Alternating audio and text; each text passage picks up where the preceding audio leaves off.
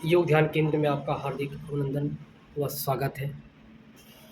ये मुझे सौभाग्य प्राप्त हुआ है कि आयुष का जो कार्यक्रम आपके उत्तराखंड में इस बार होने जा रहा है 12 से लेकर 15 तारीख तक, उसमें मुझे मुझे क्या मतलब योग ध्यान केंद्र को एक डेलीगेट के रूप में चुना गया है, जिसमें मेरा प्रयास रहेगा कि मैं वहाँ जाऊँ और योग से संबंधित सभी सभी प्रकार की जानकारियों से अवगत हूँ और वहाँ देखूँ कैसे क्या चीज़ें हो रही हैं। अगर मुझे बोलने का मौका मिला तो कुछ बातें मैं शेयर करूँगा जो अनुभव योग ध्यान केंद्र को मिला है विगत 12 वर्षों में। हमने सन 2012 में इसकी शुरुआत की थी योग ध्यान केंद्र की। बड़ा संघर्षमय जीवन रहा हम लोगों का उस समय। फ्री ऑफ कॉस्ट हमने 10 वर्षों तक लोगों की सेवा की है। योग चिकित्सा से, योग थेरेपी, योग का प्रचार प्रसार किया, योग के बारे में लोगों को बताया। भयंकर बीमारियां जैसे शुगर हो गया, मोटापा है, थायराइड है, कोलेस्ट्रॉल है, विभिन्न बीमारियों से लोगों को कहा हमने कि आप अपनी दवा चलाइए, दवा मत छोड़िए, योग करते रहे। लोग प्रेरित हुए, योग किया और योग चिकित्सा हमने की। योग चिकित्सा उसका लाभ लोगों को मिला तो थोड़ा सा लोग जागरूक हुए। फिर हमारे माननीय प्रधानमंत्री मोदी जी ने 15 जून में अंतर्राष्ट्रीय योग दिवस घोषित किया। 2015 में 21 जून में अंतर्राष्ट्रीय योग दिवस शुरू किया। हमने उसमें प्रतिभाग किया खुले मैदान में, हमारे दिनेशपुर में खुदीराम बोस स्टेडियम। उस समय खुदीराम बोस स्टेडियम निर्माण नहीं हुआ था 2015 में। उस समय मैदान था और राजकीय इंटर कॉलेज दिनेशपुर में हमने ओपन मॉर्निंग में 21 जून 2015 में कार्यक्रम को आयोजन किया। उसमें अच्छी संख्या हमें मिली लोगों की।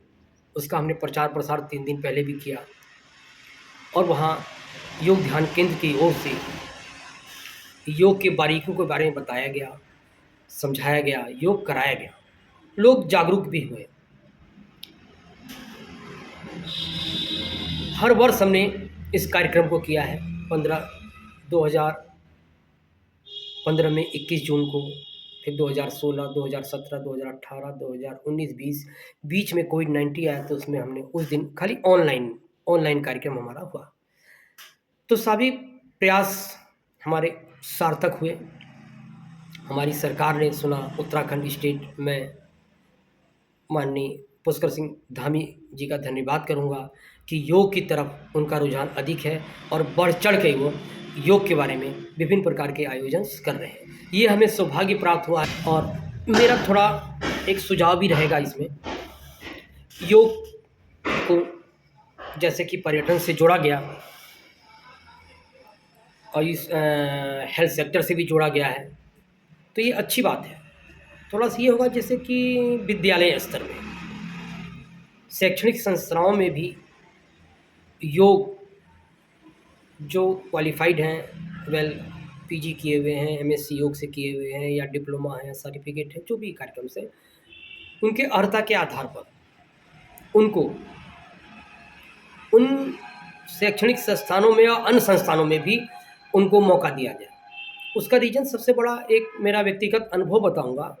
जैसे कि विद्यालय स्तर को ले लेते हैं, फॉर एग्जांपल बच्चे हैं, अगर मॉर्निंग में बच्चे अगर योगा करते हैं, योग ध्यान मेडिटेशंस जिसे कहते हैं, तो इससे एक डायनेमिक एनर्जी उनके अंदर उत्पन्न होती है और वो दिन भर एकदम अपने को फ्रेश महसूस करते हैं, जिससे कि एकाग्र दिमाग रहेगा उनका, एकाग्र मस्तिष्क रहेगा और पढ़ाई पर बड़ा ध्यान रहता है। इस चीज़ का अनुभव किया। और अदर जगह जहाँ की योग नहीं सिखाए जाते हैं, जैसे पीएम श्री विद्यालय हमारे उत्तराखंड या पूरा सेंट्रल गवर्नमेंट ने अप्लाई किया, पीएम श्री विद्यालय बहुत अच्छा शुरुआत है और इसमें योग टीचर रखे गए हैं और मैं तो पीएम जी का धन्यवाद अर्पित करता हूँ कि योग के प्रति रुझान अच्छा है, हमें अच्छा भी लगता है और हमें बल भी मिलता है। भले ही अर्निंग ऑफ स्रोत हमारे पास नहीं है, क्योंकि योग आदमी जनरली किसी को बताना बड़ा टफ होता है। मेरा अपना व्यक्तिगत निजी अनुभव रहा है कि क्या है, वो कहते हैं योग क्या है, हाथ पैर हिला लिया इससे क्या हम सही हो जाएंगे, वो अपना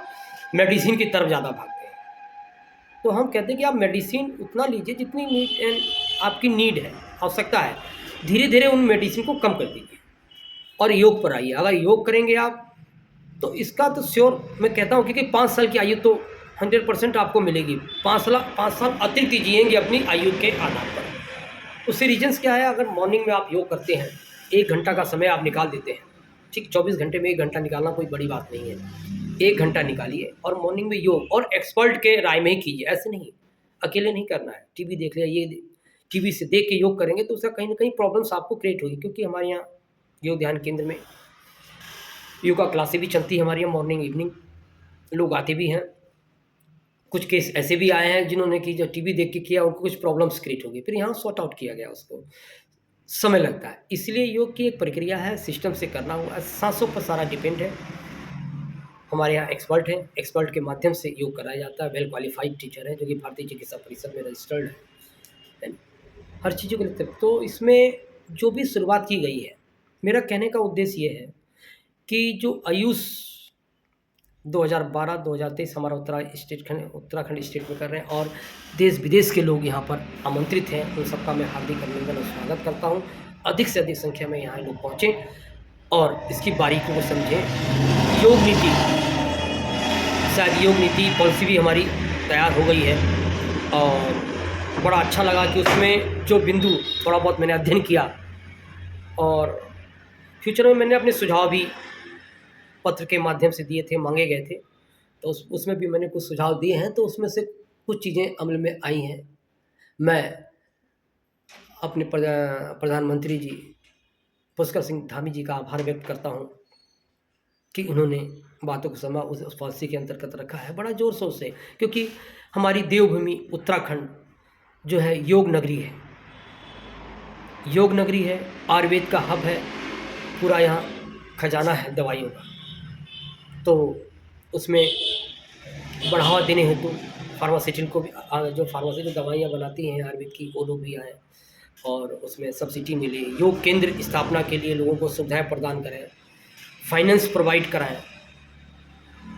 और मेरा एक सुझाव और भी रहेगा, जो योग केंद्र चल रहे हैं विगत कई वर्षों से, कैसे तैसे चला रहे हैं अपना, उन्होंने अपना अच्छा समय उस पर व्यतीत किया है, ऐसे लोगों को उत्तराखंड में ढूंढें और उनके सेंटर को ऐड में लेने की कोशिश, जो भी कर्मचारी है, जो भी स्टाफ है, कम से कम उनको भी व्यवसाय मिलेगा और एक बढ़ावा मिलेगा। मेरा तो आग्रह सीएम साहब से यही रहेगा कि योग केंद्र जो पुराने विगत वर्षों से चल रहे हैं, लगातार उनकी एक्टिविटीज़ है, सारी चीज़ें हैं, उत्तराखंड में काफ़ी मिल जाएंगे। हर पर्यटन विभाग में भी वो नाम इन्वॉल्व होंगे, हर डिस्ट्रिक्ट में पर्यटन विभाग में होंगे, या किसी ने जो है विभिन्न कहीं रजिस्ट्रेशन कराए होंगे, कुछ ना कुछ पेपर्स उनके पास होंगे जो ये सिद्ध करते हैं कि आप योग का प्रचार प्रसार करते हैं। ऐसे लोगों को सेलेक्ट करके उन केंद्रों को जो है ऐड पर लाया जाए।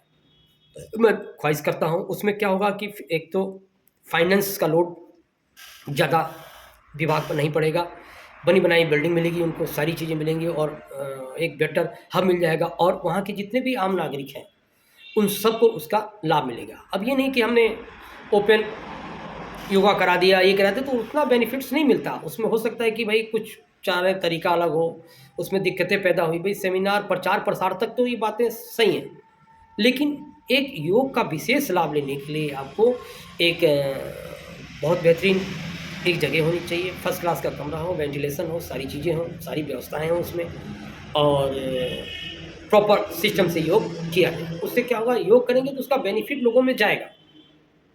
जब बेनिफिट मिलेगा तो आदमी जो है रुझान बेटर रहेगा, स्वास्थ्य लाभ मिलेगा, शरीर स्वस्थ रहेगा, दिमाग से, मस्तिष्क से, पूरा टॉप टू बॉटम, जो टॉप टू बॉटम जीने की कला है, और जिसने योग किया वो सुखी रहा। शुगर पेशेंट के लिए बहुत बेस्ट है। शुगर के हमारे ये दुर्भाग्य का विषय है कि शुगर के पेशेंट धीरे-धीरे बढ़ते जा रहे हैं। दवाइयों की खोज चल रही है, सर्च हो रहा है, लेकिन ये है कि आयुर्वेदिक दवाएँ और विभिन्न प्रकार की दवाओं से थोड़ा-सा कंट्रोल किया। लेकिन योग करेंगे, तो मैं इतना कह सकता हूँ कि आपकी शुगर मेंटेन रहेगी और आप परफेक्ट रहेंगे, कहीं से कोई इश्यूज़ नहीं आएगा।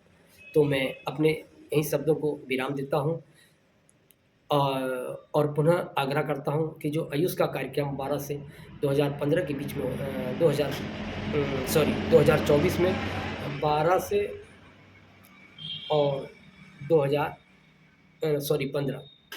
की तिथि में जो ये एक कार्यक्रम चल रहा है, इसमें मैं ज़रूरी पहुँचूँगा और वहाँ से ज्ञान अर्जित करूँगा, जिससे कि अपना योग केंद्र में विभिन्न चीज़ों को मैं और लोगों को बता सकूँ और व्यवस्था कर सकूँ। यहीं अपनी बातों को मैं विराम देता हूँ। जय उत्तराखंड, जय देवभूमि, नमस्कार।